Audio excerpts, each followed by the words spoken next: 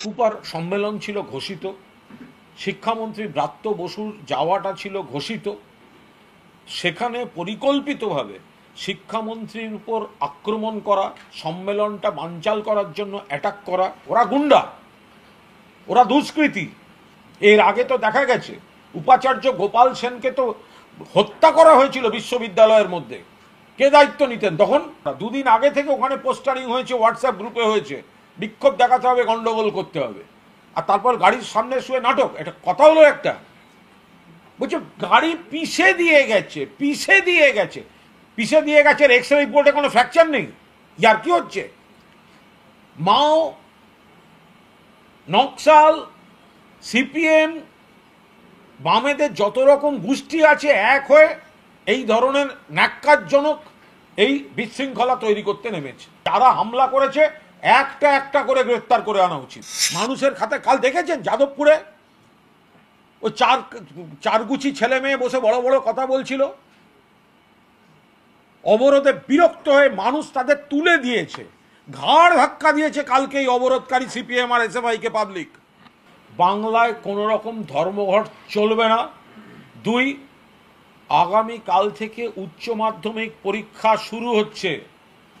পরীক্ষা যারা দিচ্ছে তাদের কোনো রকম অসুবিধা পরীক্ষার হলে যাওয়ার সময়, পরীক্ষা চলাকালীন এবং বাড়ি ফেরার সময় কোনো জায়গায় যেন কোনো সমস্যা না হয়। রাজ্য সরকার, পুলিশ, প্রশাসন তারা সজাগ এবং সতর্ক আছেন। মমতা বন্দ্যোপাধ্যায়ের অভিযোগকে মান্যতা দেওয়া হয়েছে যে হ্যাঁ, ভোটার লিস্টে অন্য রাজ্যের, বাইরের রাজ্যের ভোটার এই ভোটার লিস্টে কিছু অনিয়ম ঘটছে, এটা মান্যতা দেওয়া হয়েছে। দ্বিতীয়ত, তার কোনো সদুত্তর নেই ওখানে যে কেন এটা হলো। ওরা বোঝাতে চেয়েছেন যে এটাকে কিভাবে অ্যাভয়েড করা যায়। অনেক কথার মার প্যাচে বলছেন এখন ভুল থাকলে রেকটিফাই হবে, যদি কোথাও দুজনের পড়ে যায় তাদের জন্য আবার একটা ইউনিক এপিক কার্ড নাম্বার তাদের দেওয়া হবে। আমরা পরিষ্কার বলছি যে ইলেকশন কমিশন তার ব্যাখ্যায় তৃণমূল কংগ্রেস সন্তুষ্ট নয়। কারণ কি করে হলো সেটাই তো এখনো হলো না, তো একটা হাই লেভেল তদন্ত প্রয়োজন। ইলেকশন কমিশনকে আমরা বিশ্বাস করছি না, ইলেকশন কমিশনের উপর আমরা ভরসা করছি না। ওনারা এখন সব ফাঁস হয়ে গেছে বলে ড্যামেজ কন্ট্রোলে নেমে কি বলছেন কি করবেন আলাদা, কিন্তু আমাদের গোটা পার্টি মাননীয় মুখ্যমন্ত্রীর নির্দেশে যেমন স্ক্রুটিনিতে নেমে গিয়েছেন, জেলায় জেলায়, পাড়ায় পাড়ায়, বুথে বুথে, ঠিকানায় ঠিকানায়, পরিবারে পরিবারে, এইটা আমাদের পুরোদস্তুর অব্যাহত রাখতে হবে।